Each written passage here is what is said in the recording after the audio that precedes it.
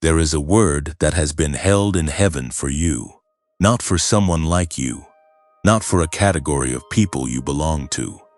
A word with your specific fingerprint on it, carried by angels through corridors of light, waiting for the exact second your eyes would fall on this message. That second is now, and everything you have been through, every delay, every detour, every door that closed in your face was simply heaven keeping you in position until this word could find you. You did not stumble here. You did not scroll past this by accident and then double back out of idle curiosity. Something in you paused. Something deeper than your mind, older than your memories, more certain than your doubts, pulled you to stop.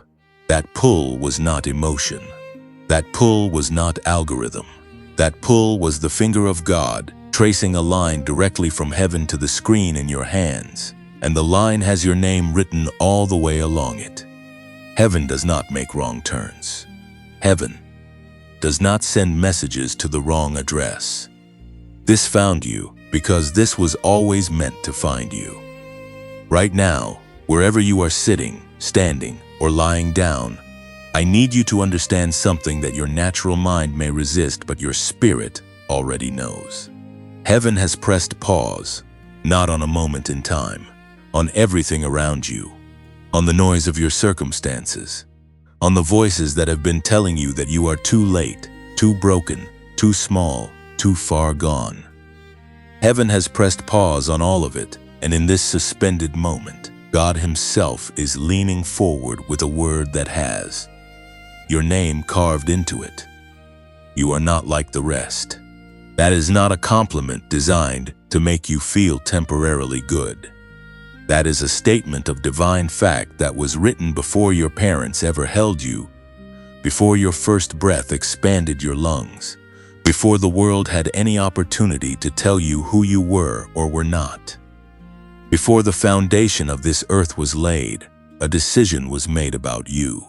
A purpose was assigned, a path was lit, and every single thing that has happened in your life since the day you were born has been pulling you, sometimes gently, sometimes through fire, toward this very point. Stop and be still for a moment. Let the weight of that land on you.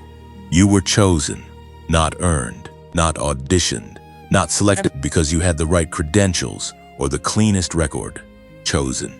The word in Scripture that carries this meaning is the Greek word eklektos, meaning called out, handpicked, set apart from among others for a specific and irreplaceable function. That word belongs to you. It has always belonged to you. And the reason you have felt different your entire life, the reason you have never quite fit the mold, the reason certain rooms felt wrong the moment you walked in, is because you were never designed to fit. You were designed to stand out. You were designed to carry something that most people were not built to carry. You need to hear this clearly, because the world has spent years trying to convince you that the very things that make you different are defects. The depth of your feeling is not weakness. The intensity of your longing for something greater is not delusion. The restlessness that refuses to let you be satisfied with shallow living is not ingratitude. These are divine signatures. These are the marks of a soul that was handcrafted for a higher dimension of purpose. Heaven put them in you on purpose. And the enemy has spent years trying to make you ashamed of them, trying to turn your greatest strengths into your deepest insecurities. But today that ends, because the word heaven has been holding for you is not a word of condemnation. It is not a word of correction. It is a word of commissioning. It is a word that says, I see you. I have always seen you. I counted every tear. I recorded every night you cried out and heard nothing but silence. I was in the silence. I was holding the silence in place, not because I had abandoned you, but because I was preparing something in the silence that no amount of noise could have built. I was preparing you. The book of Jeremiah chapter 1 verse 5 records God saying, Before I formed you in the womb, I knew you. Before you were born, I set you apart. Read those words slowly and let them reach every part of you that has ever felt unknown. God knew you before your body existed. God set you apart before you had drawn a single breath. That means there was a conversation in heaven about you before there was a you to be known in the earth. There was a divine meeting, a sacred council, and out of that meeting came a decision that you would exist and that your existence would carry weight, carry light, carry the kind of assignment that echoes into eternity. Everything heaven has allowed in your life has been in service of that assignment. The losses that felt random were not random. The seasons that felt like punishment were not punishment. They were formation. They were the fires of preparation that cannot be bypassed, because the weight of what you are about to carry requires a strength that comfort could never have built in you. God does not waste pain.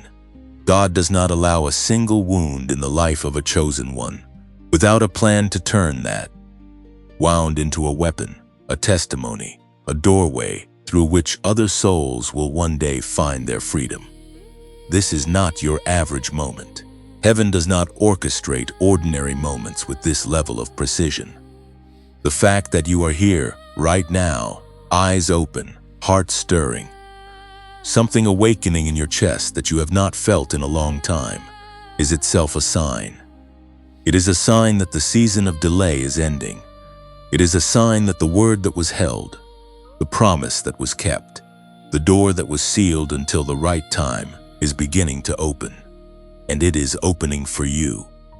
So before you take another breath in doubt, before you allow the familiar voice of the enemy to whisper that this is not really for you, before you let the weight of your history tell you that you have disqualified yourself from the goodness of heaven, I want you to type something in the comments right now. Type 888. Type it as a declaration. 8 is the number of new beginnings in Scripture.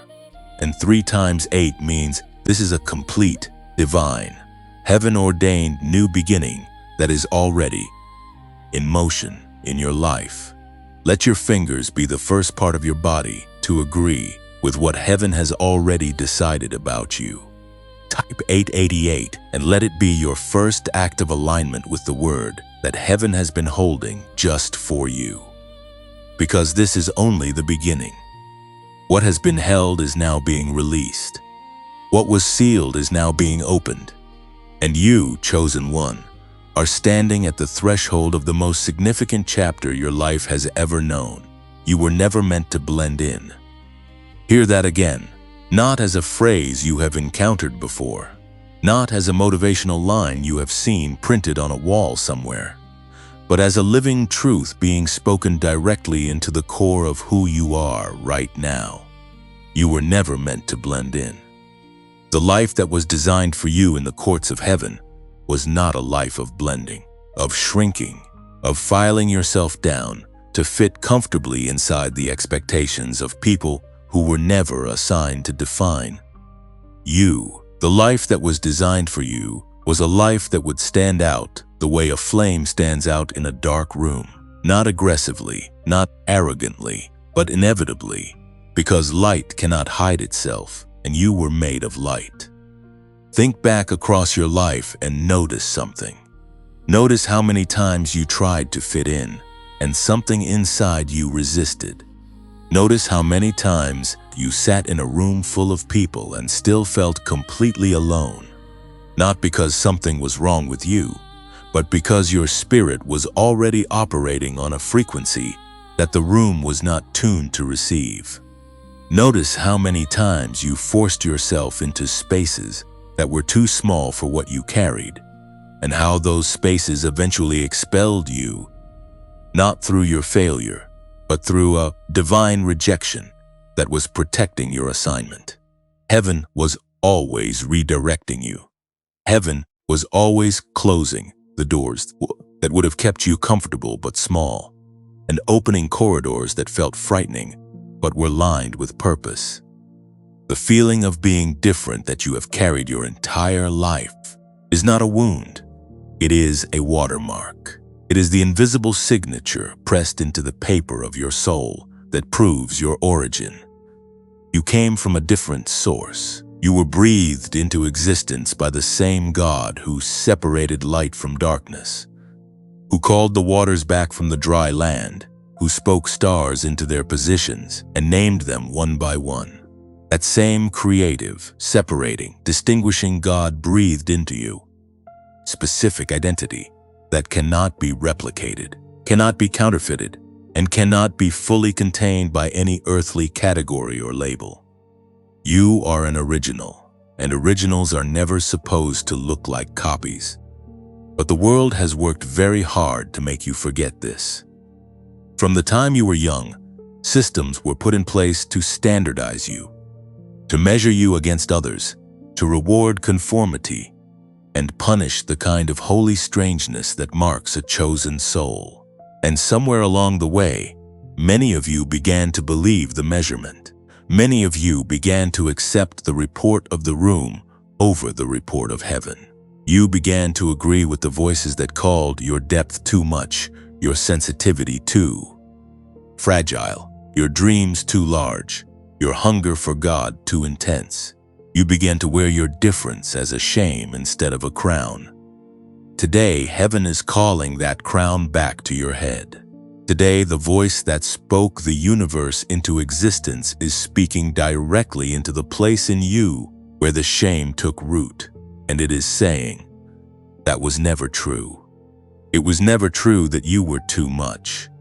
It was never true that your dreams were too large. It was never true that your longing for something deeper was a sign of imbalance. The enemy lied to you with great consistency and great patience because he understood something about you that you had not yet understood about yourself.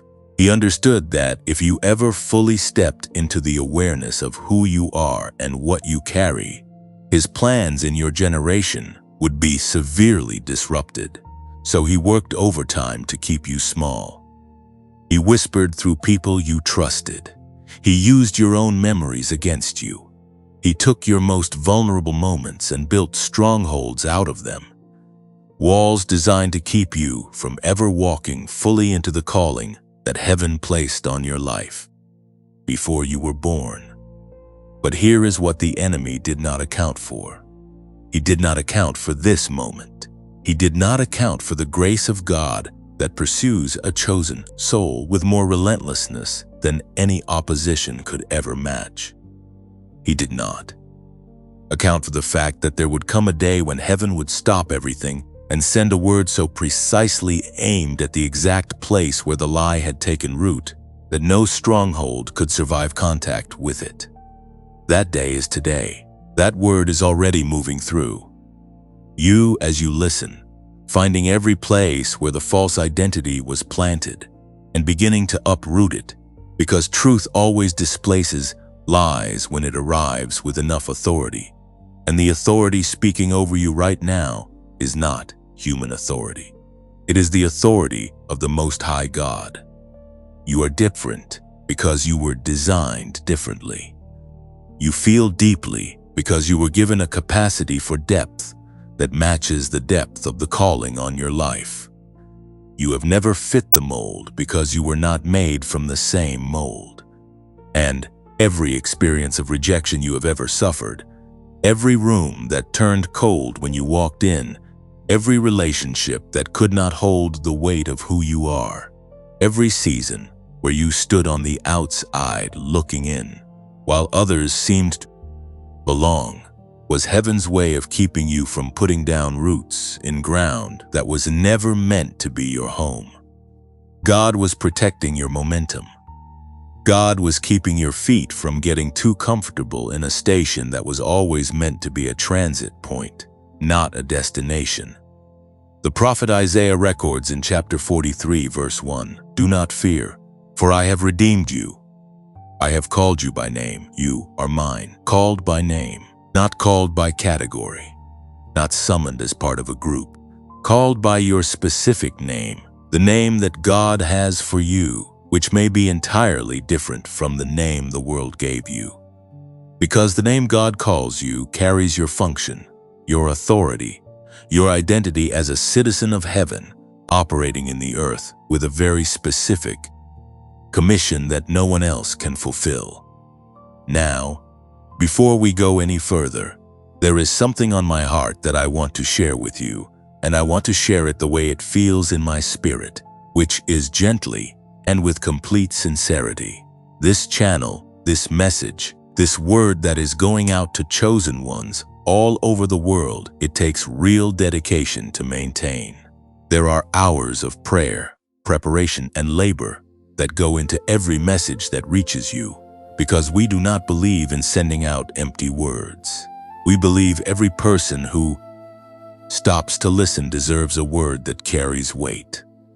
If this message has brought value to your life, if something you heard today stirred something in you that needed to be stirred, and if you feel led to help this ministry continue to reach the people who need it most, we have placed a support link in this description below.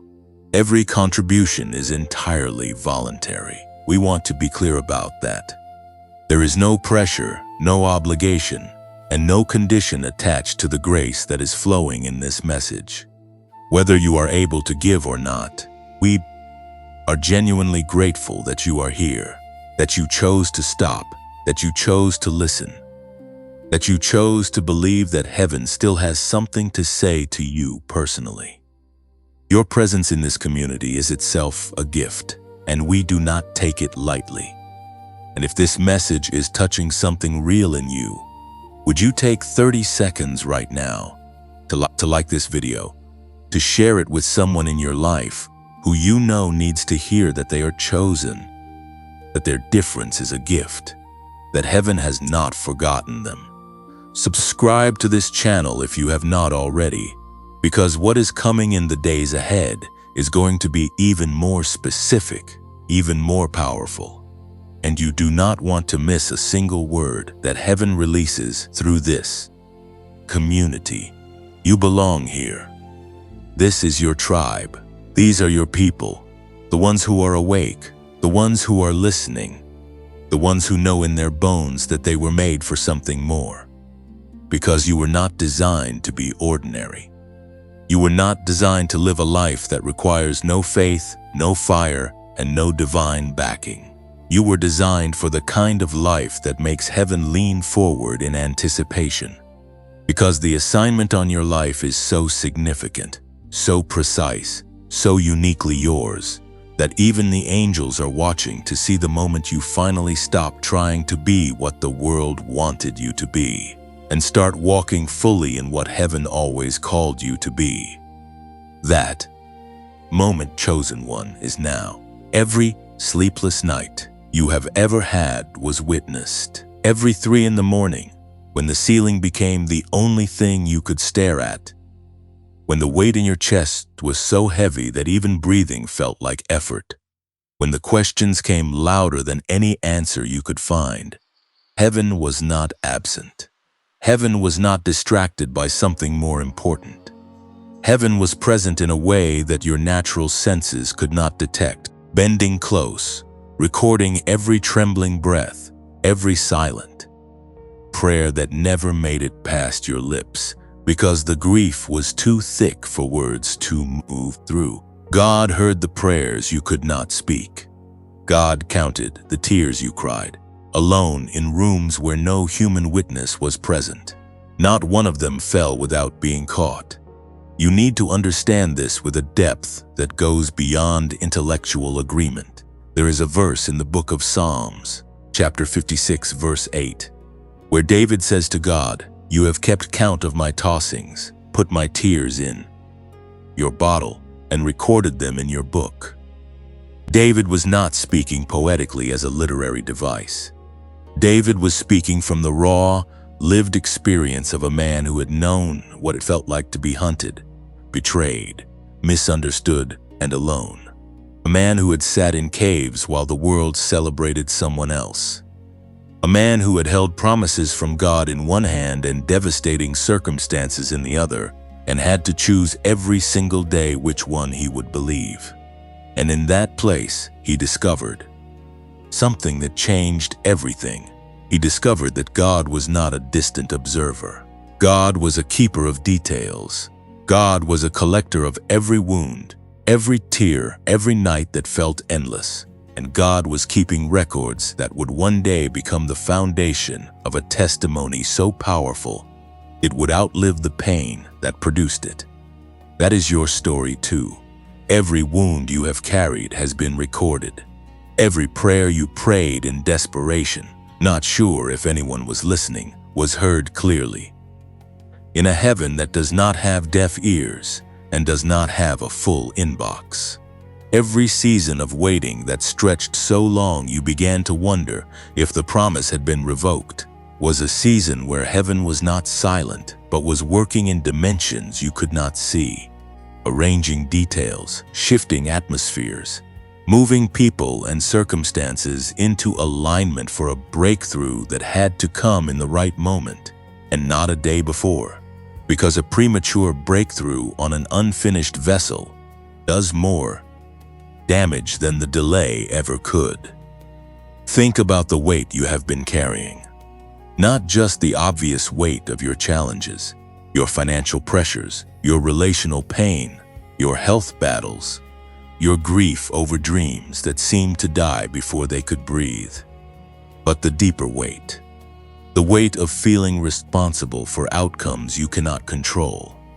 The weight of carrying the pain of people around you because your capacity for empathy runs so deep that their suffering becomes your suffering.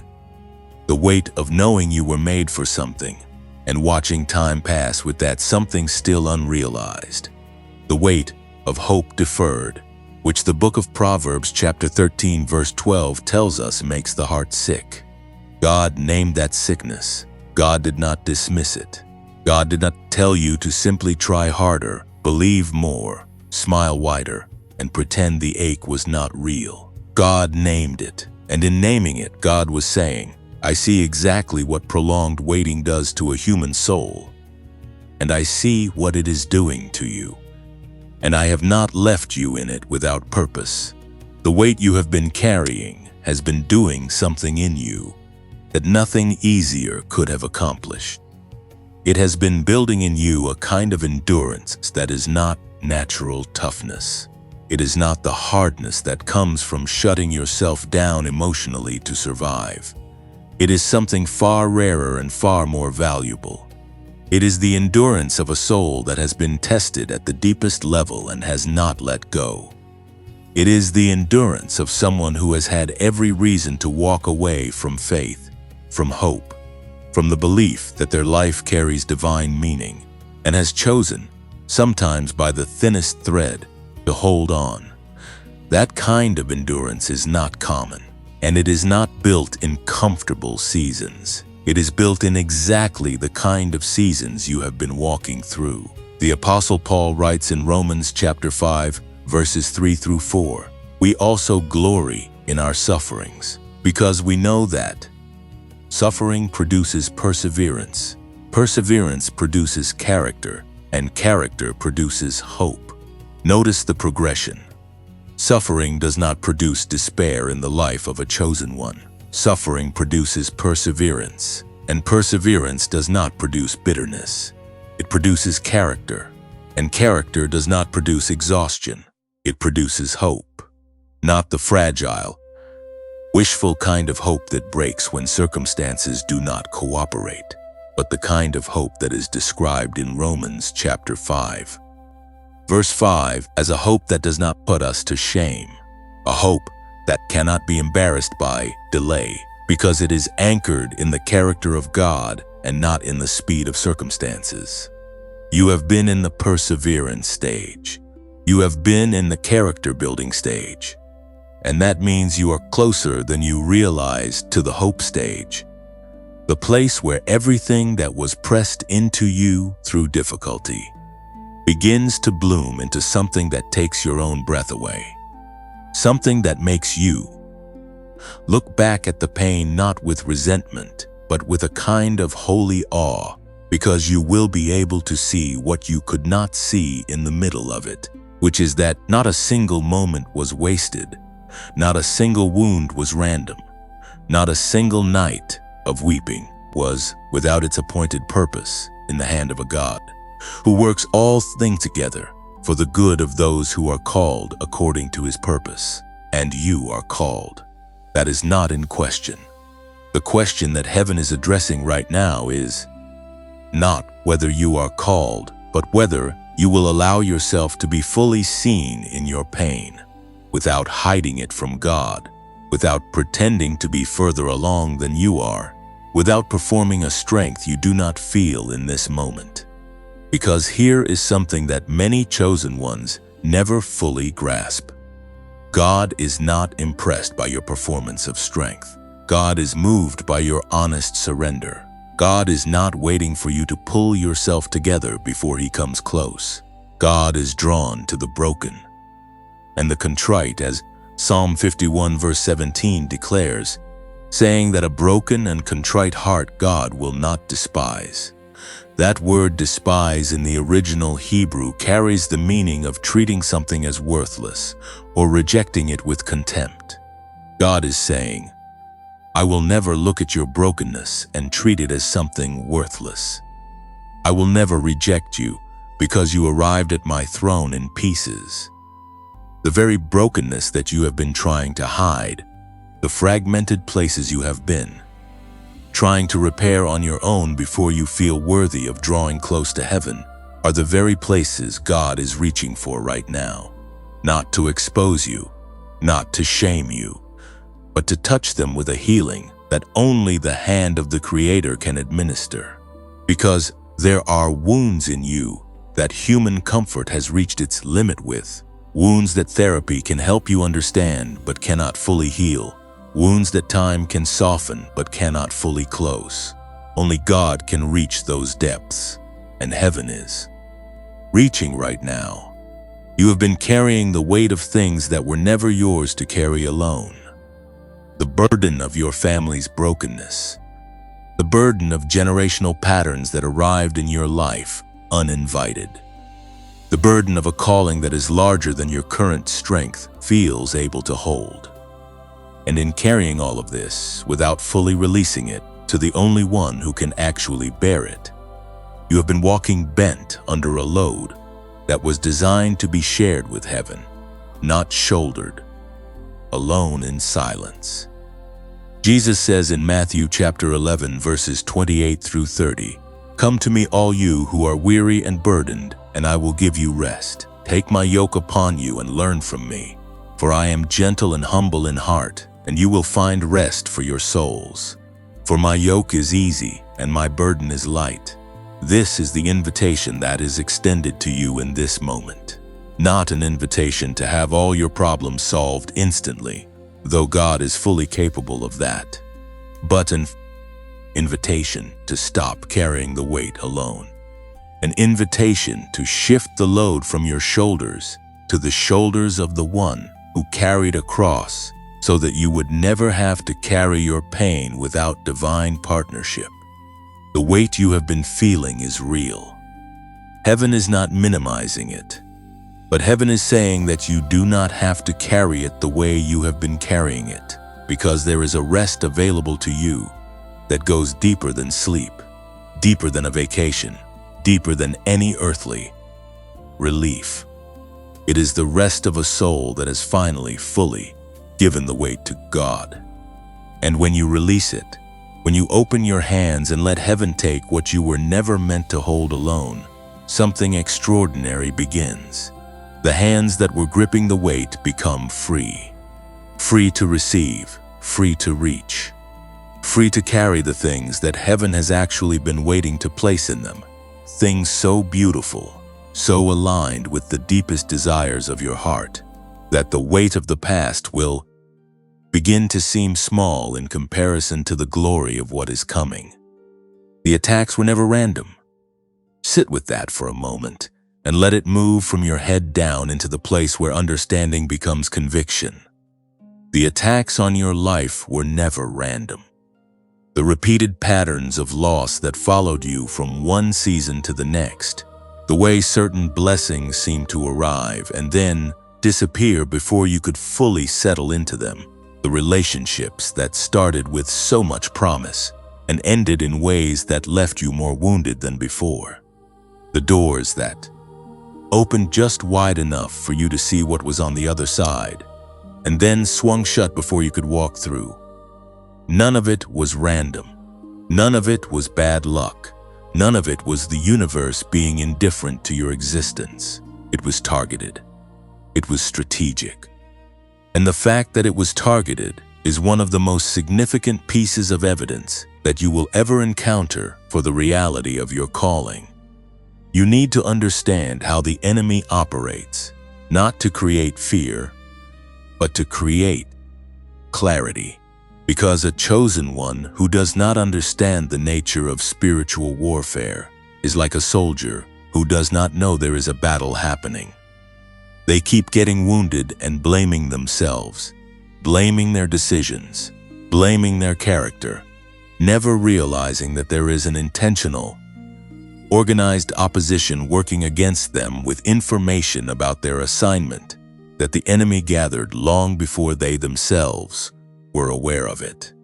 The book of Ephesians, chapter 6, verse 12, makes this unmistakably clear when it says, "Our struggle is not against flesh and blood, but against the rulers, against the authorities, against the powers of this dark world, and against the spiritual forces of evil in the heavenly realms." This is not metaphor. This is not ancient poetry that does not apply to your modern life. This is the precise description of the architecture of the opposition you have been facing. The enemy does not attack randomly. He is not wasteful with his resources. He does not assign heavy opposition to lives that carry no significant assignment. He does not orchestrate decade-long patterns of warfare against someone whose potential poses no threat to his kingdom. The very intensity of what you have faced is a measurement of the magnitude of what heaven placed inside you. When you look back at your life and see how hard the opposition worked to stop you, to discourage you, to make you give up, to make you believe you were not chosen but cursed, you are not looking at evidence of your weakness. You are looking at evidence of your worth.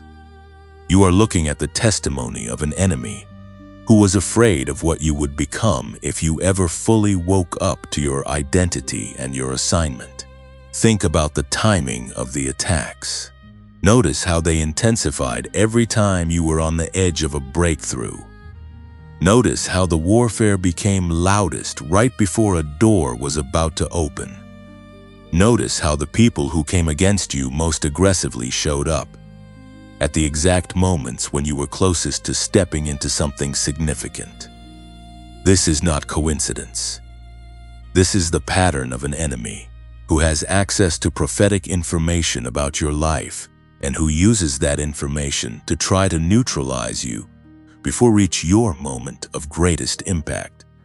The attack before the breakthrough is one of the oldest strategies in the playbook of darkness, and it has worked on countless chosen ones who did not recognize what the intensified warfare actually meant, but you are recognizing it now. And recognition changes everything. When you understand that the attack is not evidence of God's absence, but evidence of the enemy's awareness of what God is about to do in your life, the attack loses its power to produce despair. It begins instead to function as a signal. It begins to tell you something useful. It begins to say, you are close. You are so close that darkness is working overtime to stop you. You are so aligned with your assignment that the opposition has had to increase its effort, and an enemy that has to increase his effort is an enemy who is not winning. He is desperate, and desperate enemies make mistakes. The story of Job in Scripture is one of the clearest pictures of this reality. Job chapter 1 reveals that before any attack came against Job, there was a conversation in heaven where the enemy had to ask permission to touch Job's life.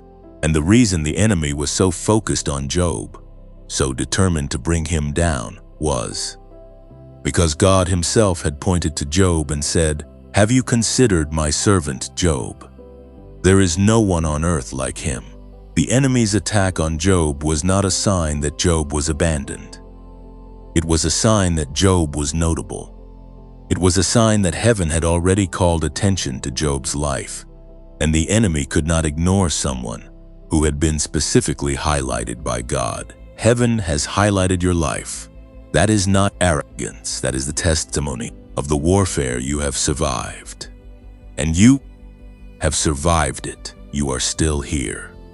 After everything that came against you, after every coordinated attempt to break you, to silence you, to make you so exhausted and so discouraged that you would simply stop, you are still here, still listening, still reaching for something greater, still believing even when the belief is fragile and trembling. That survival is not luck. That survival is the grace of God operating as a shield around. A life that heaven has determined will not be cut short. Before its purpose is fulfilled, the weapons formed against you have not prospered. Isaiah chapter 54 verse 17 is not a promise that weapons will not be formed. It is a promise about their outcome. Weapons will be formed, attacks will come, opposition will organize. But the promise is clear and it is absolute. No weapon formed against you shall prosper. Every tongue that rises against you in judgment you shall condemn. This is the heritage of the servants of the Lord. This is your heritage, not as something you have earned through perfect living, but as something God has spoken over the category of your identity, the identity of a servant, a chosen one, a life that belongs to heaven's agenda. And here, in this moment between the revelation of your warfare and the revelation of your victory, I want to pause and speak to you about something that is close to my heart. Because what we are doing here is not simply producing content. What is happening through this channel is ministry, real ministry, the kind that requires prayer, preparation, spiritual discernment, and the willingness to sit before God and ask, what does your people need to hear today? What word has been held in heaven that needs to be released right now into the ears of the ones who are fighting invisible battles and wondering if anyone sees them? That kind of ministry carries a cost, and it is a cost we carry gladly because we believe in the value of what God is doing through every message that reaches you. If you are watching this and something in you has been touched, stirred, strengthened, or healed by what you have heard, and if you feel in your heart a genuine desire to help this ministry continue reaching chosen ones who are walking through darkness and need to hear that heaven has not forgotten them, we have placed a support link in the description below this video. Every contribution is completely voluntary. We want to be absolutely transparent about that. There is no spiritual obligation attached to giving. The word you received today was given freely because grace is always free. But if you feel led, if something in your spirit moves you to say, I want to be part of keeping this going, I want to help this word reach the next person who is sitting alone in their pain, wondering if God still sees them, then your support, whatever it looks like, becomes part of this ministry's testimony. It becomes part of the chain of grace that flows from heaven through this channel and out into the lives of people who needed exactly this word at exactly this moment. And whether you give or whether you cannot, we are genuinely, deeply grateful that you are here. Your presence in this community is not taken for granted. You matter to this ministry, not because of what you can contribute, but because you are a chosen one. And every chosen one who finds this place and recognizes themselves in these words is exactly why we do what we do, because the enemy worked hard to keep you from knowing who you are. And every day that this ministry can stand and speak the truth of your identity back to you is a day that the enemy's strategy loses ground. You are not who the attacks tried to make you believe you were. You are not the sum of what was done to you. You are not the label that was placed on you by people who could not see what heaven saw. You are the one heaven highlighted. You are the one the enemy feared. You are the one God protected through every wave of opposition, not because you were perfect, but because your assignment was too important to be aborted by the plans of darkness. And that assignment is still waiting for you. It has not expired. It has not been reassigned. It has your name on it, and heaven is moving you toward it right now with a momentum that no weapon, no delay, and no past wound has the power to stop. You are standing at a crossroads right now, not metaphorically, not as a poetic device to add drama to what is being said. You are literally, in this moment, standing at the most significant intersection your life has ever reached, and the direction you choose to move from this point forward will determine the shape of everything that follows. Heaven does not use that kind of language carelessly. Heaven does not create urgency where none exists. When God stops the ordinary flow of a person's life and says, "This is the moment, pay attention," it is because the moment is real, the stakes are real, and the opportunity that is presenting itself right now has a window that is open today in a way it has not been open before. There is something about a divine crossroads that feels different from ordinary decision points. You have made thousands of decisions in your life. What to study, where to live, who to trust, which path to take when two paths diverged in front of you. Most of those decisions carried the weight of human consequence. This one carries the weight of eternal consequence. This one is not simply about what your life will look like in 5 years or 10 years. This one is about whether you will walk into the fullness of what heaven designed you for, or whether you will step back into the familiar, the comfortable, the safe smallness that has never actually felt safe, because your soul has always known it was too small for what you carry. The children of Israel stood at a crossroads in the book of Numbers, chapter 13. 12 spies were sent into the promised land to survey what God had already declared was theirs. They came back with a report. 10 of the 12 spies looked at the giants in the land and reported what their natural eyes saw, which was impossibility. They said, "We seemed like grasshoppers in our own eyes, and we looked the same to them."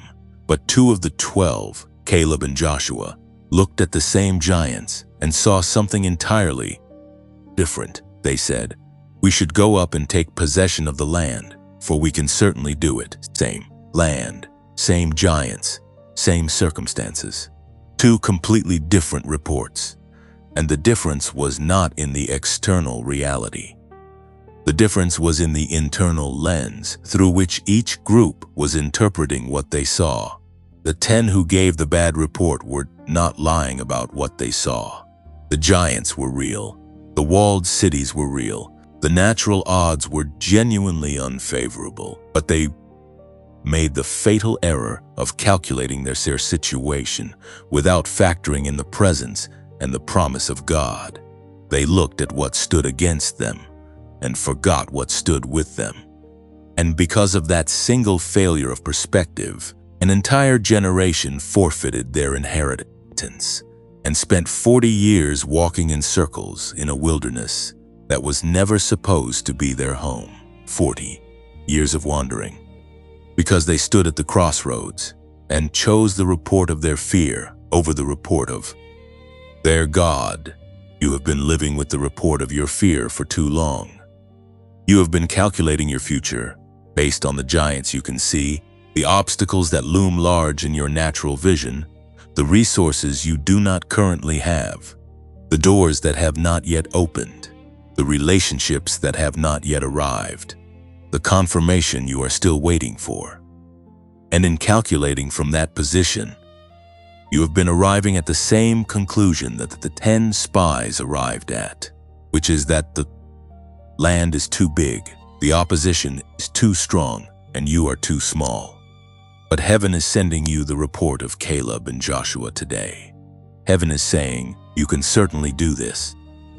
Not because you are impressive in your own strength, not because your credentials are sufficient, not because the giants have disappeared, but because the God who called you into this moment is the same God who parted the Red Sea, who brought water from a rock, who fed millions with bread from heaven, and who has never once lost a battle that he personally entered. This crossroads you are standing at has several paths, and it is important that you see them clearly. The first path is the path of retreat. It is the path back to what is familiar, back to the version of your life that required less faith, less risk, less willingness to be seen. It is the path of choosing safety over calling, comfort over commission, the known over the terrifying beauty of the unknown that God is standing in and beckoning you toward. This path feels reasonable. It has logic on its side. It will not ask anything of you that you do not already know how to give, but it will cost you something that logic cannot calculate. It will cost you the life that was designed for you before the foundation of the world, and no amount of earthly comfort is worth the eternal weight of that exchange. The second path is the path of delay. This is perhaps the most dangerous path of all because it looks the most reasonable. It says, not now, but soon. It says, I believe in the calling. I believe in the promise. I am just not ready yet. I need more time, more preparation, more confirmation, more healing, more strength. And while none of those desires are wrong in themselves, the path of delay has a specific spiritual danger that most people do not recognize until it is too late, which is that delay that is rooted in fear and dressed up as wisdom is still fear. And prolonged, habitual fear-based delay does something to a soul. Over time, it calcifies. It becomes the default setting, and the person who intended to step forward soon finds that soon has quietly become never.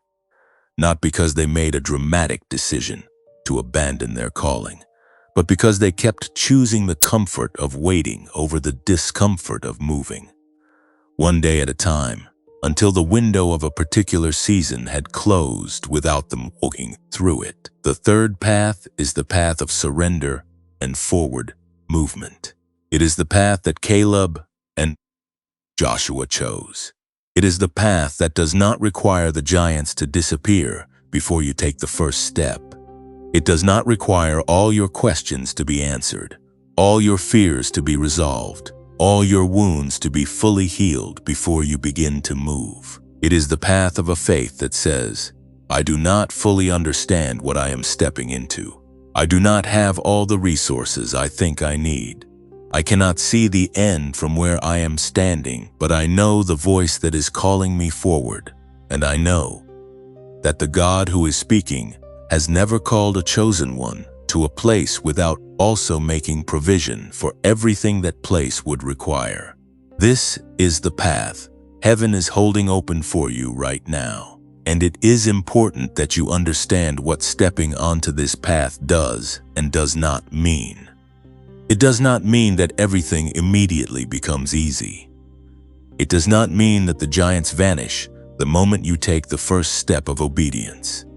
It does not mean that the road ahead is smooth and obstacle-free. What it means is that you stop fighting alone.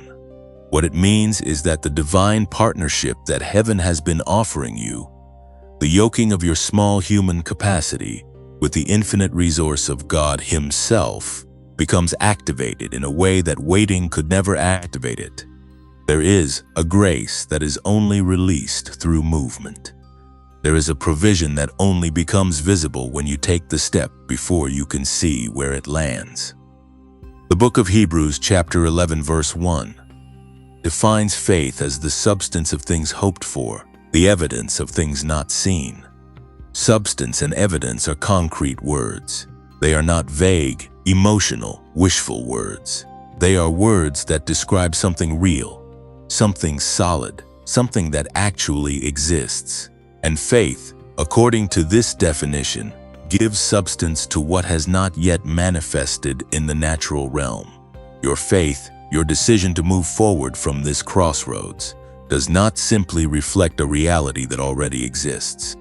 It actually participates in creating the reality that heaven has already declared over your life. This is what it means to be a co-laborer with God.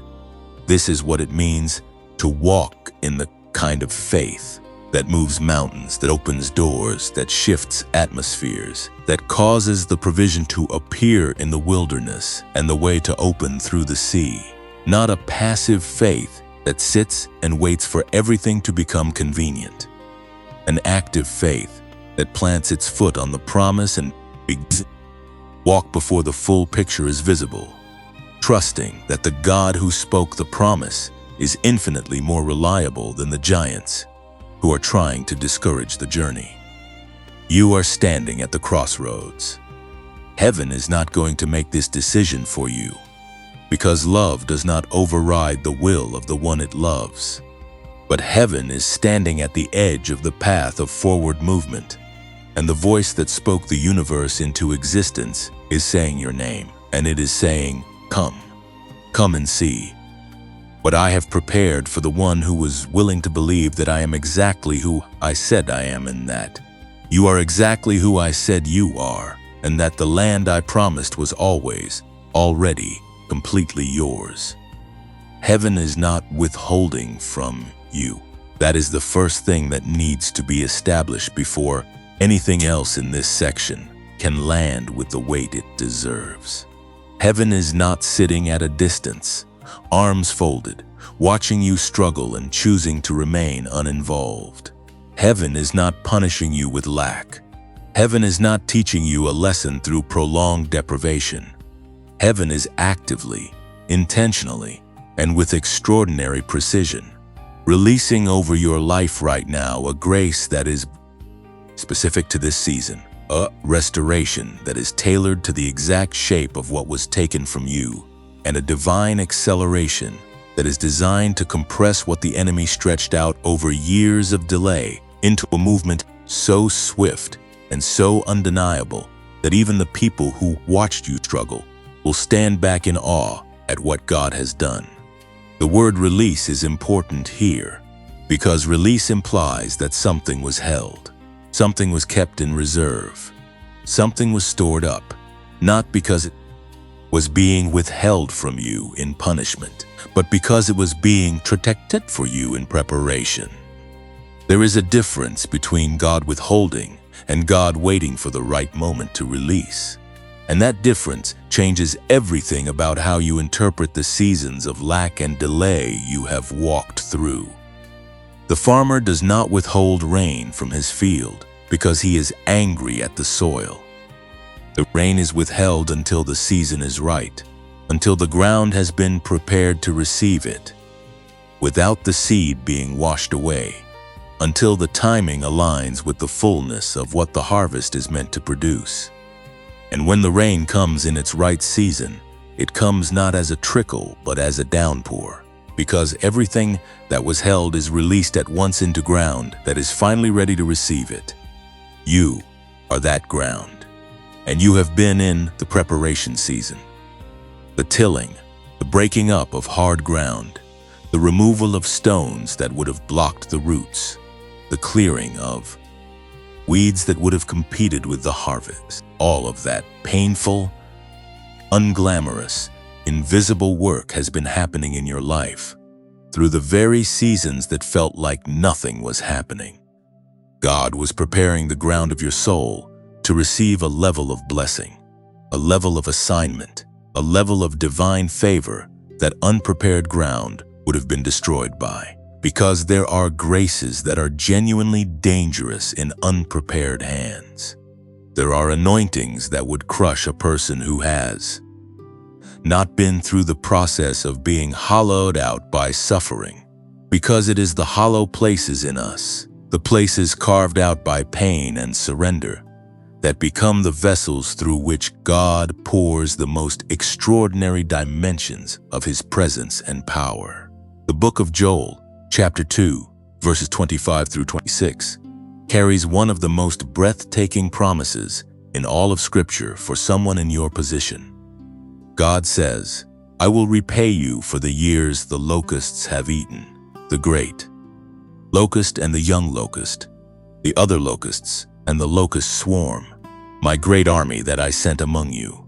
You will have plenty to eat until you are full, and you will praise the name of the Lord your God who has worked wonders for you. I will repay you for the years, not the days, not the weeks, the years." God is not offering you a small correction to the losses of your life. God is offering you a full restoration of the time itself, a redemption of seasons that felt like pure loss, a turning of mourning into something so abundant that the mourning becomes almost unrecognizable in the light of what follows it. This is the grace that is being released over you now. Not a trickle, not a partial restoration, a full repayment of the years. And it comes with a specific quality that is worth noting, which is that what God restores, He restores with interest. What He returns at a level that exceeds what was originally lost. Joseph in the book of Genesis lost 13 years to a pit, to slavery, to a false accusation, to prison. 13 years of his life that looked from the outside like pure waste, pure loss, pure evidence that the dreams of his youth were delusions.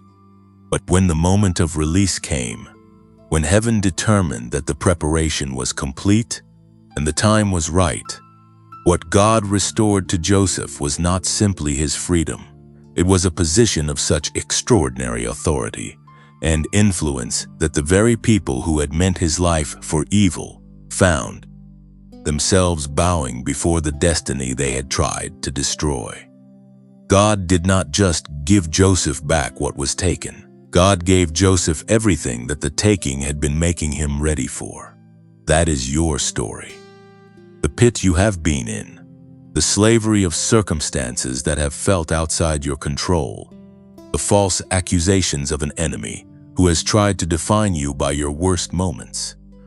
All of it has been the compressed formation of a Joseph.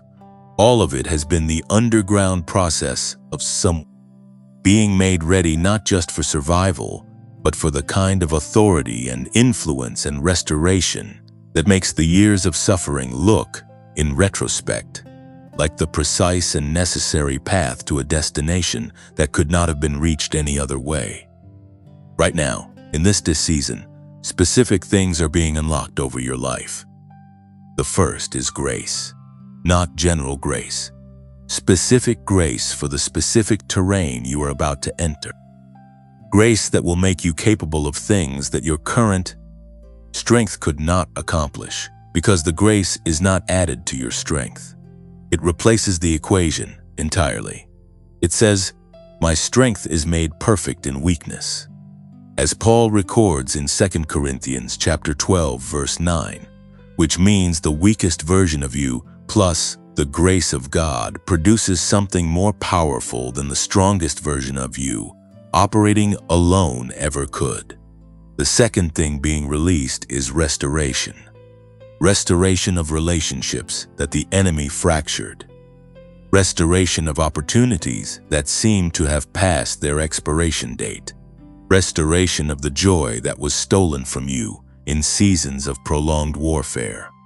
Restoration of your sense of identity, your sense of worth, your sense of being someone whose life carries weight and meaning and divine significance. The enemy stole from you systematically and strategically over years. Heaven is returning what was stolen with the authority of a God who owns everything and answers to no one. The third thing being released is acceleration. Divine acceleration is one of the most remarkable gifts heaven gives to a chosen one who has been through a long season of delay. It is the grace that causes things to happen faster than natural timelines would allow. It is the anointing that causes a door to open that should have taken years of networking. and striving to reach. It is the favor that puts you in the right room at the right moment with the right people, not because you engineered it, but because heaven arranged it as a repayment for the time the enemy stole through years of strategic opposition. Now, in the middle of everything heaven is releasing, I want to take a moment to speak from my heart directly to yours, because this ministry exists for exactly this reason. It exists to be the voice that reminds you of what heaven is doing when the noise of your circumstances is too loud for you to hear it yourself. It exists to be the place where chosen ones who are tired, who are close to giving up, who have been fighting invisible battles for longer than they ever expected, can come and hear the truth about who they are and what heaven is releasing over their lives.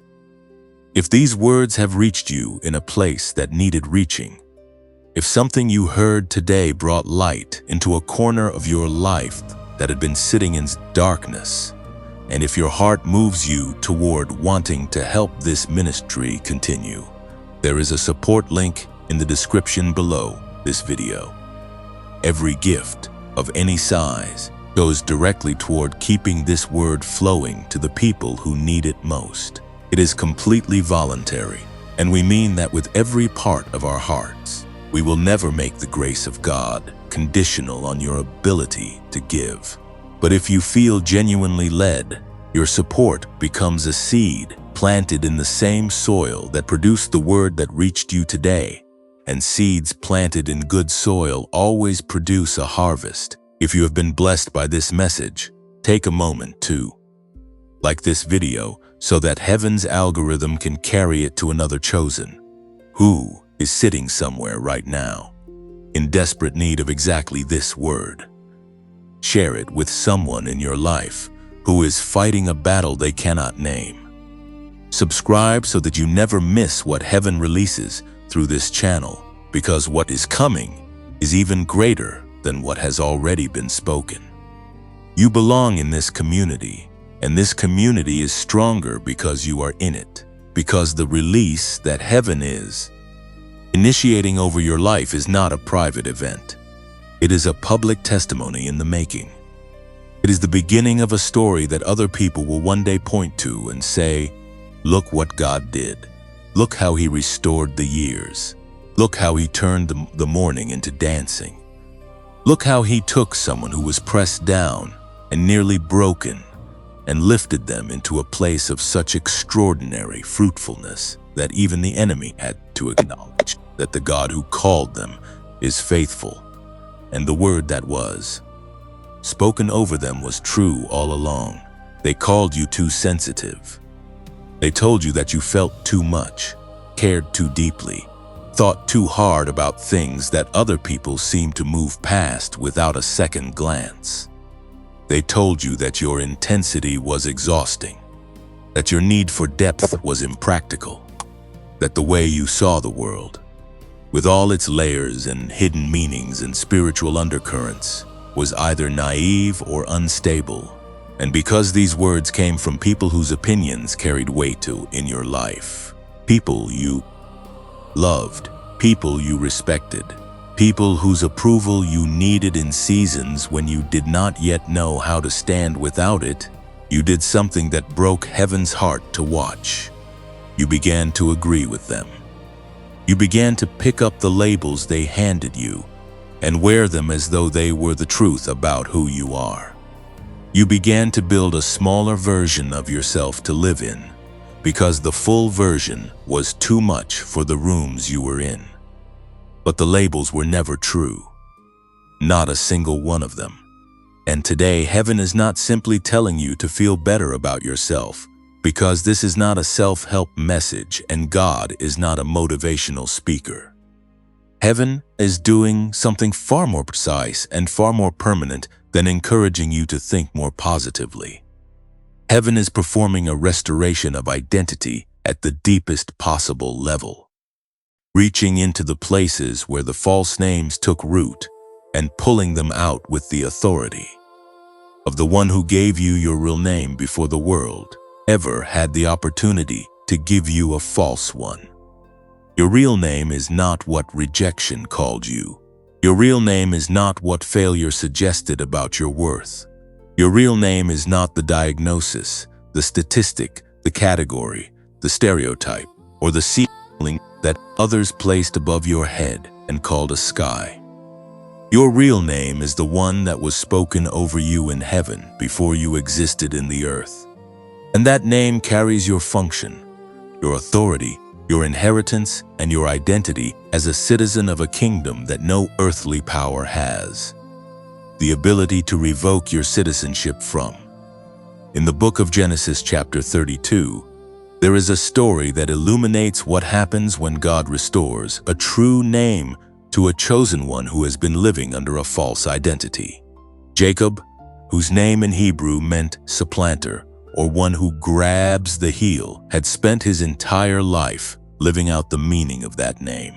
He had deceived his father, stolen his brother's blessing, manipulated and schemed his way through life because the name he carried was a prophecy of character that drove his behavior from the inside out. But then came the night at the Jabbok River, the night of wrestling, the night where Jacob encountered God in a way that was not comfortable, not ceremonial, not safe, but deeply, permanently transformative.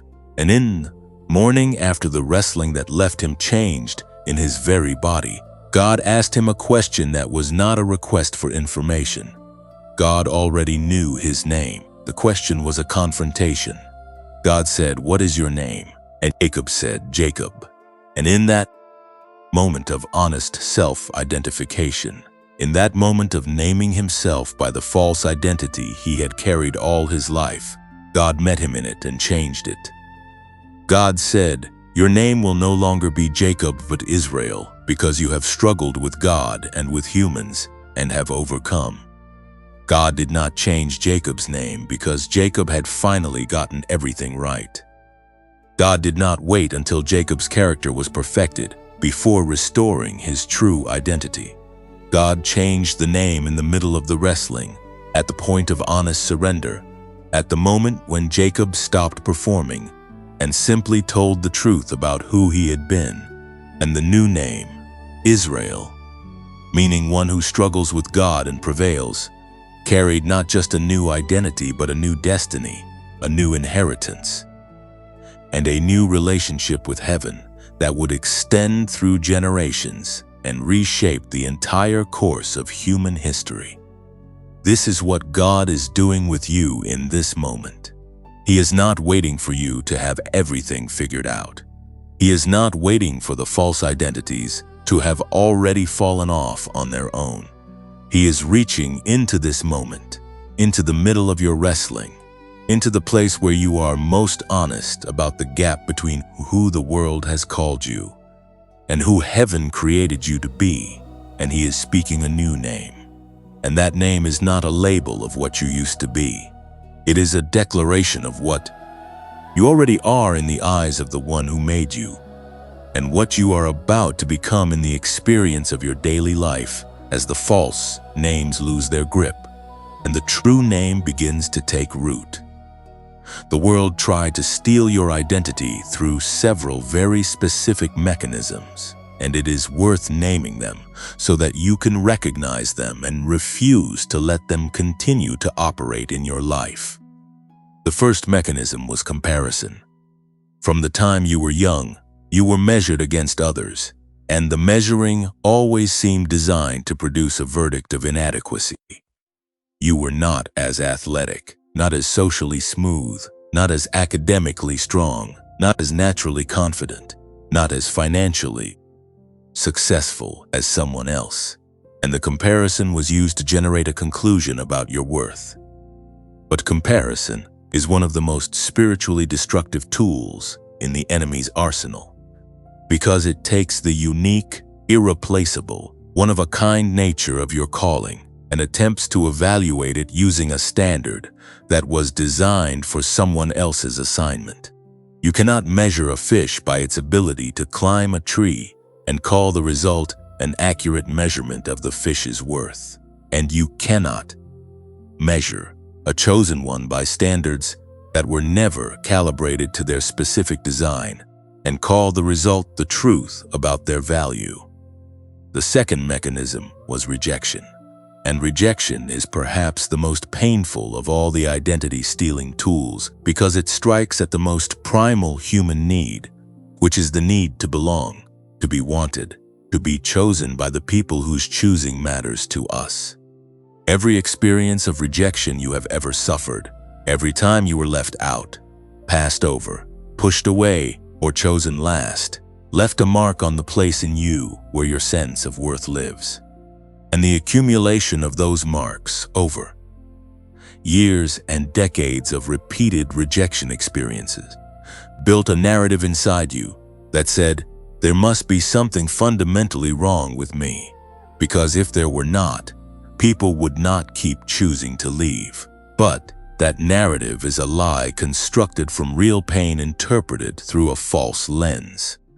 The truth is that the rejection you experienced was not a verdict on your worth. It was a redirection away from places, people, and positions that were too small for your assignment, orchestrated by a heaven that was protecting you from the very things you were grieving over losing. The third mechanism was the spoken word of others. Words carry more weight than most people understand. And negative words spoken over a child or a young person by someone in a position of authority have the capacity to function like seeds planted in deep soil, seeds that grow underground for years, producing fruit in the person's life long after the one who spoke the words has forgotten they were ever said. The teacher who told you that you were not smart enough, the parent who said in a moment of frustration or their own pain that you would never amount to anything. The friend who laughed at your dream. The leader who told you that people like you do not get opportunities like that. These words were not prophecy. They were not truth. They were the limited, wounded, incomplete perceptions of people who could not see what heaven saw when it looked at you, and yet they lodged themselves in you and became the lens through which you interpreted every subsequent experience of your life. Today that lens is being removed. Today heaven is performing spiritual eye surgery on the way you see yourself, replacing the distorted lens of every false word ever spoken over you with the crystal clarity of the word that God has spoken, which says you are fearfully and wonderfully made. As Psalm 139 verse 14 declares, which says you are created in Christ Jesus for good works, which God prepared in advance for you to do. As Ephesians chapter 2 verse 10 records, which says you are more than a conqueror through him who loved you, as Romans chapter 8 verse 37 confirms.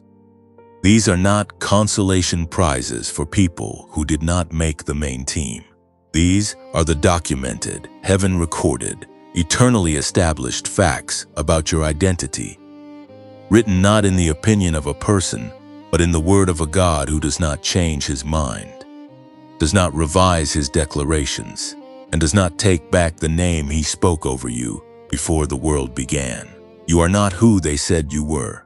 You are not the accumulation of every label, every rejection, every false word, every painful measurement. You are who God says you are. And God says you are chosen, called, set apart, loved beyond your ability to comprehend, and marked with a name that carries authority in dimensions that the natural eye cannot see, but the spirit already knows. Your suffering was never the end of the story. Read that again slowly, and let every part of you that has ever been tempted to believe otherwise receive this truth like water reaching roots that have gone too long without rain. Your suffering was never the end of the story. It was never the conclusion. It was never the final verdict on what your life would amount to. It was never the last word that heaven intended to speak over the arc of your journey. It was a chapter, a necessary, painful, profoundly formative chapter in a story whose ending has already been written by a God who does not author tragedies for his chosen ones. He authors redemptions. He authors resurrections. He authors the kind of endings that make every difficult chapter not just bearable in retrospect but essential. Because without the depth that suffering carved into you, the glory that is coming would have nowhere sufficient to land. There is something that happens in a chosen one who has walked through deep suffering and has not allowed it to turn them bitter, who has not allowed the pain to close them down, who has not allowed the wounds to become walls. Something is produced in that person that cannot be manufactured any other way, that cannot be taught in a classroom, that cannot be downloaded through a spiritual shortcut or bypassed through a more comfortable route. It is the thing that the Apostle Paul describes in 2 Corinthians chapter 1, verses 3 through 4, where he says that God comforts us in all our troubles so that we can comfort those in any trouble with the comfort we ourselves receive from God. The comfort you have received in your darkest places is not just for you. It was never just for you. It was given to you so that it could flow through you to the next person who enters the darkness where you once sat and finds you there, not with a script of platitudes, but with the living authority of someone who has actually been in that place and has been found faithful by a God who does not waste a single moment of suffering in the life of a chosen one. Your pain has been producing something. Your tears have been building something. Your endurance through seasons that would have broken a lesser spirit has been fashioning in you a testimony that is not just your story. It is a weapon. It is a key. It is the specific instrument that heaven designed through your specific suffering to unlock something in the lives of other people that no other key could reach. The particular shape of your wound produces the particular shape of your anointing, and the particular shape of your anointing is designed to fit the particular shape of the locks that stand between other broken people and their freedom. You are not just a survivor of your pain. You are being transformed by it into a deliverer, into one who carries the keys of their own liberation in the form of a testimony that has been forged in fire, and is therefore resistant to every attempt by darkness to discredit it. The story of Joseph in Genesis is the fullest picture in all of Scripture of this reality.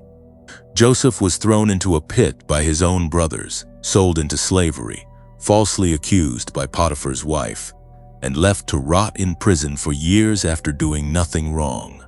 Year after year of suffering that had no apparent spiritual explanation, no visible divine purpose, no sign from heaven that any of it was working toward anything other than the destruction of the dreamer who had once seen the sun and the moon and 11 stars bowing down to him. But when the moment of release finally came, when Pharaoh called Joseph out of prison and elevated him to the second highest position in all of Egypt, Joseph himself provided the theological interpretation of everything he had suffered. He said to his brothers in Genesis chapter 50 verse 20, "You intended to harm me, but God intended it for good to accomplish what is now being done, the saving of many lives. You intended to harm me, but God intended it for good." That is the sentence that reframes everything. Not that the harm was not real, not that the suffering was not genuine, not that the years of loss and pain and confusion were imaginary. The harm was real. The suffering was real. But God's intention was operating simultaneously and invisibly within the same events that the enemy intended for destruction. And God's intention was always going to be the one that determined the final outcome. Because when God and the enemy have competing intentions over the same set of circumstances in a chosen one's life, there is only one possible winner, and it has never been the enemy. This is why your assignment is larger than your pain. Not because your pain was small, but because your assignment was immeasurably large, and the preparation required to carry an immeasurably large assignment demanded a formation process that was equal in intensity to the weight of what it was preparing you for. You were not put through fire because heaven was cruel.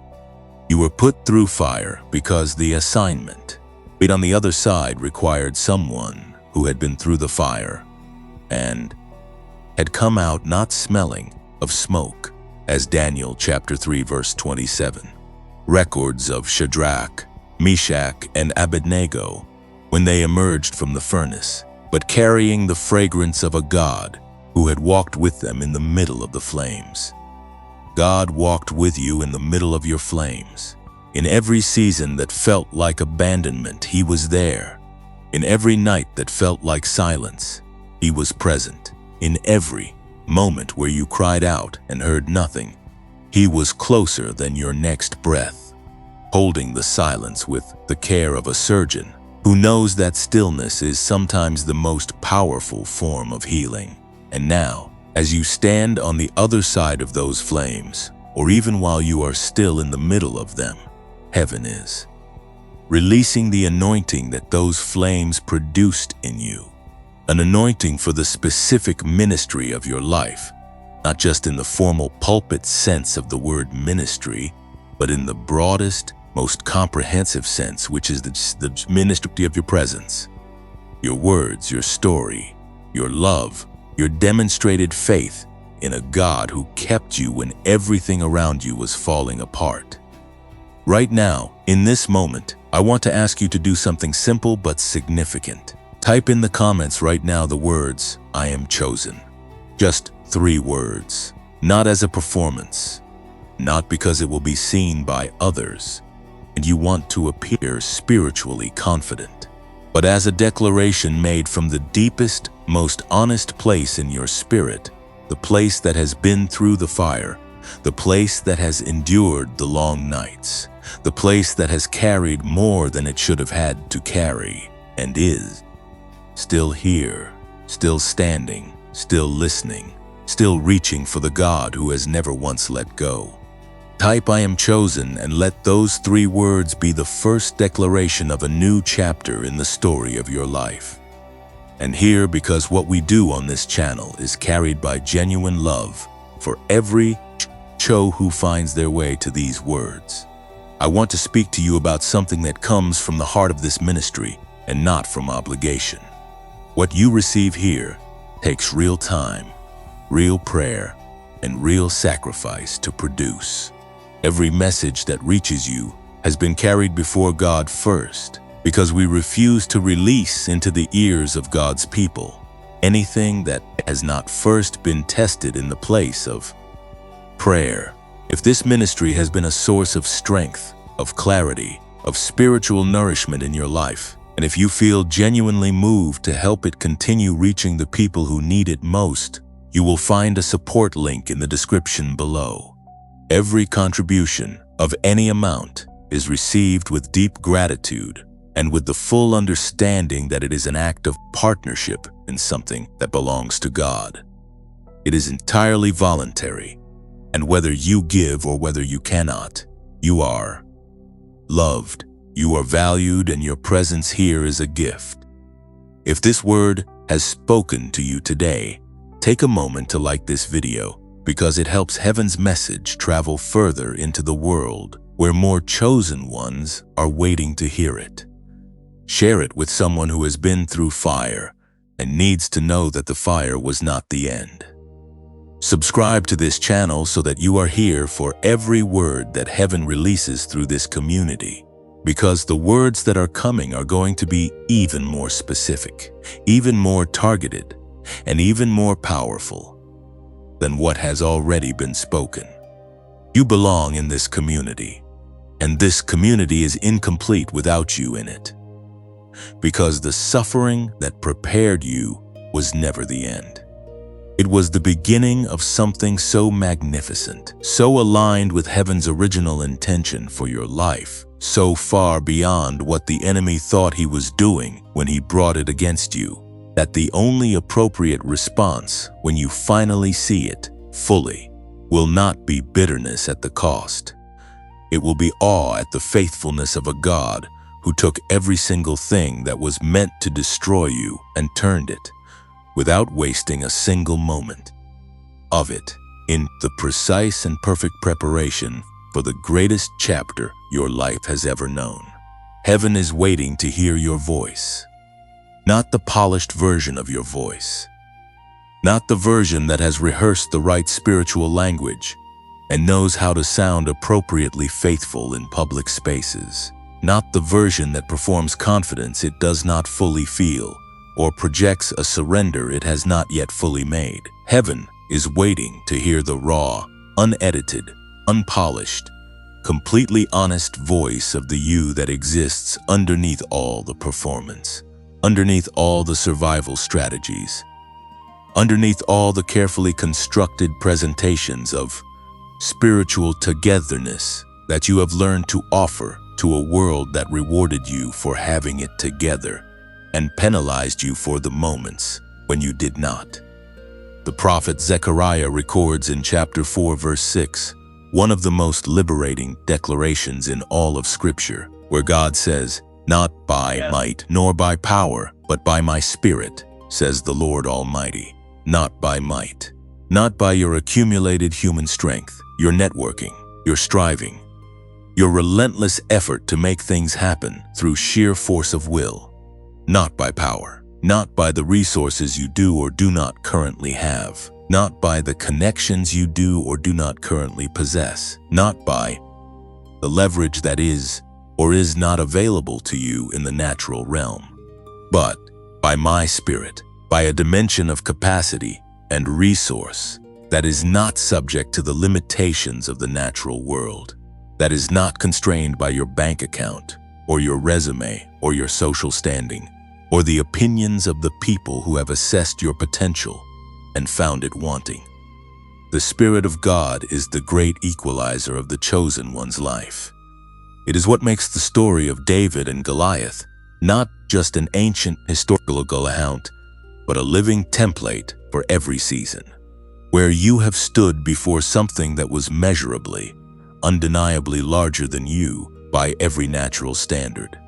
David did not win that battle because he was the strongest person on the field. He was objectively the weakest.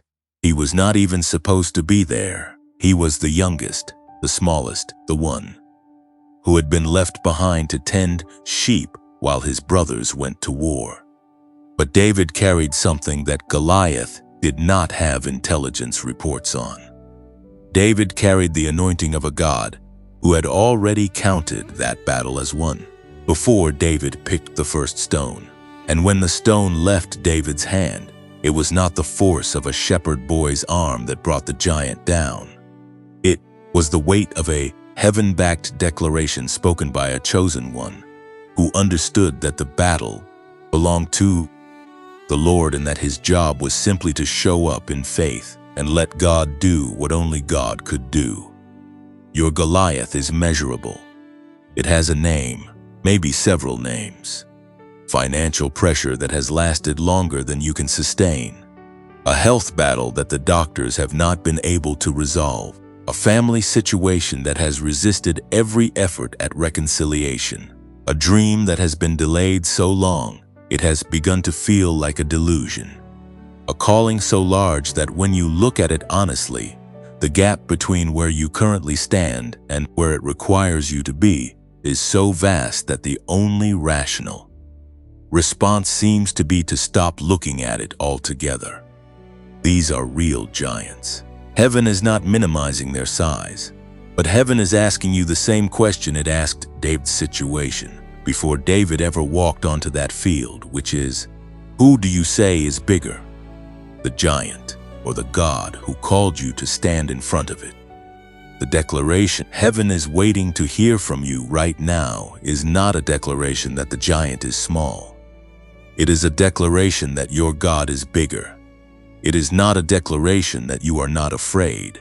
It is a declaration that you will move forward even though you are afraid, because perfect love casts out fear, as 1 John chapter 4, verse 18 records. And the love that God has for you is so complete, so encompassing, so utterly without condition, that if you will let it fully land on you, it will begin to dissolve the fear from the inside out, not all at once, not in a single dramatic moment necessarily, but progressively, incrementally, one act of obedient forward movement at a time, as the experience of God's faithfulness in each small step builds a history with heaven that makes the next step easier than the last.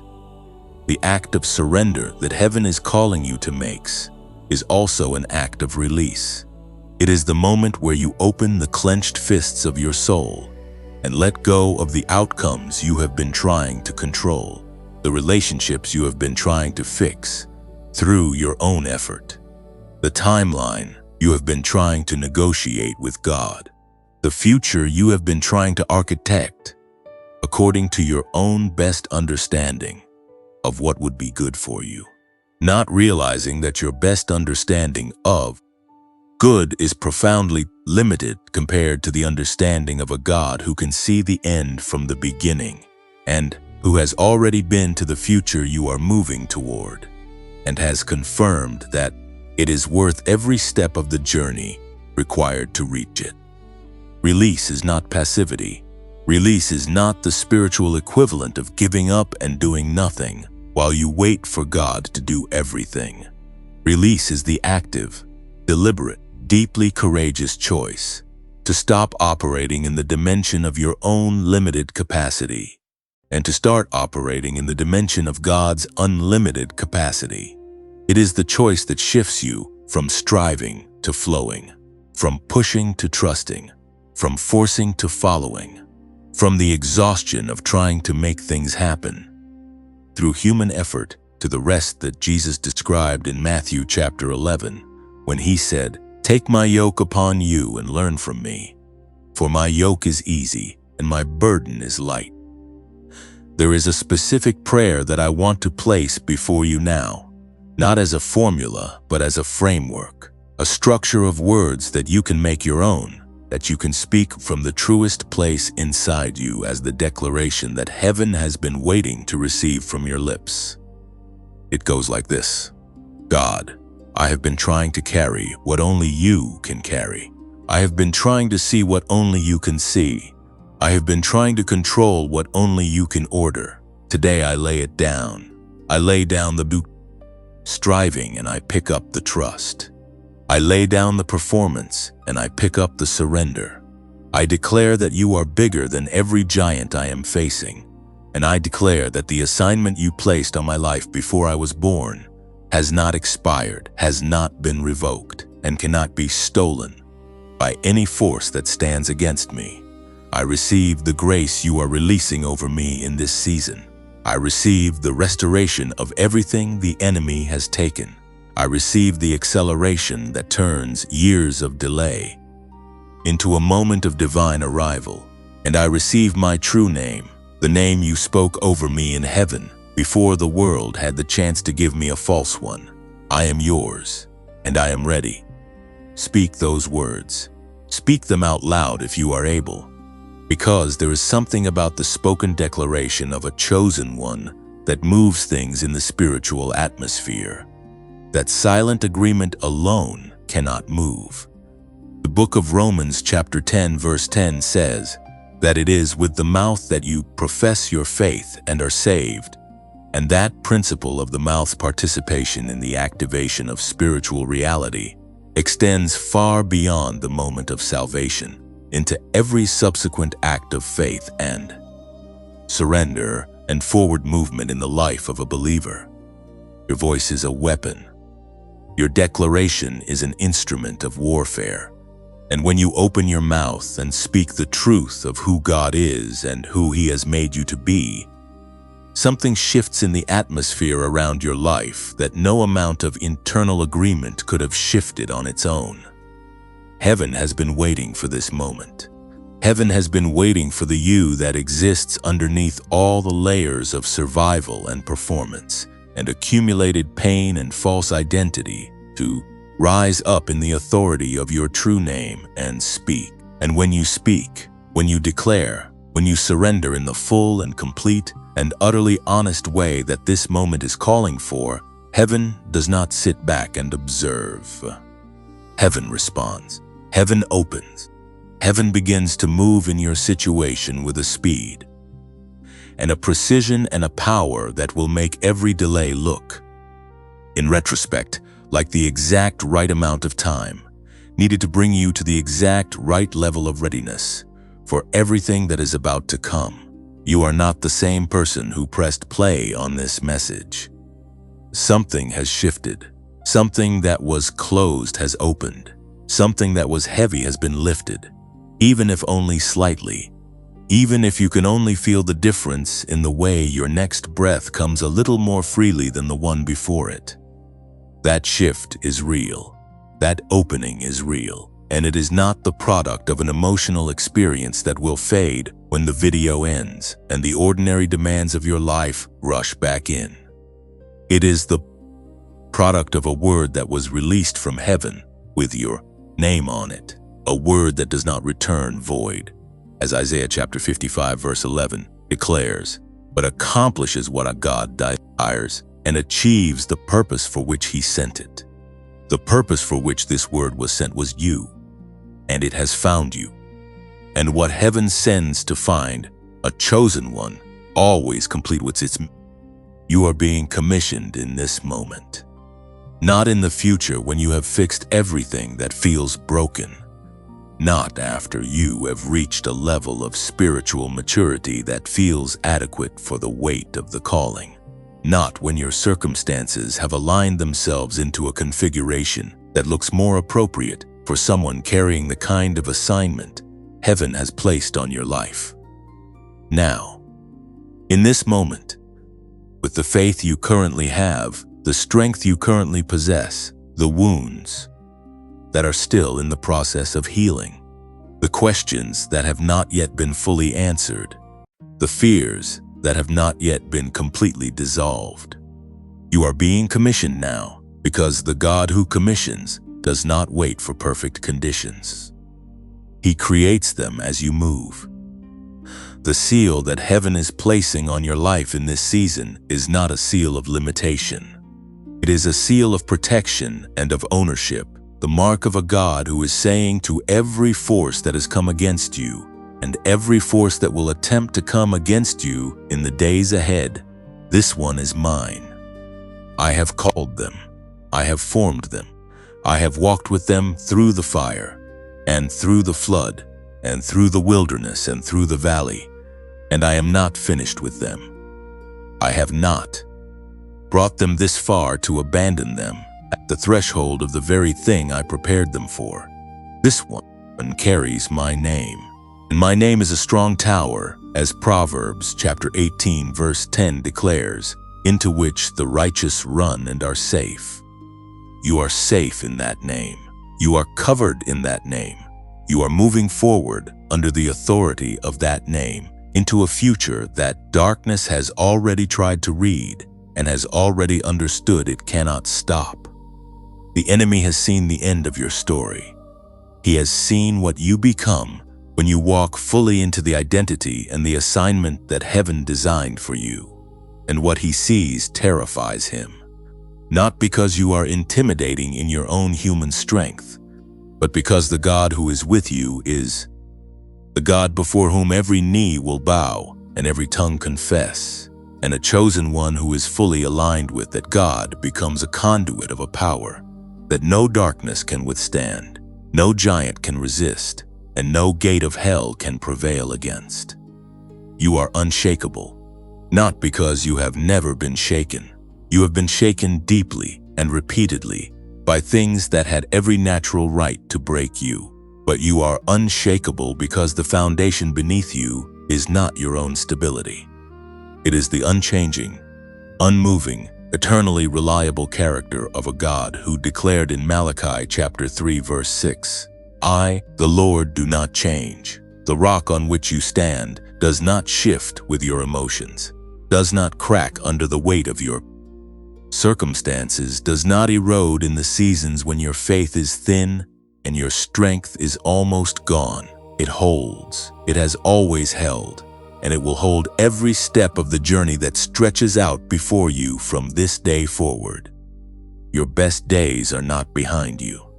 I need you to receive that with every fiber of your being, because the enemy has worked very hard to convince you that the best of your life happened before the losses, before the disappointments, before the seasons of prolonged waiting that seem to drain the color out of your future.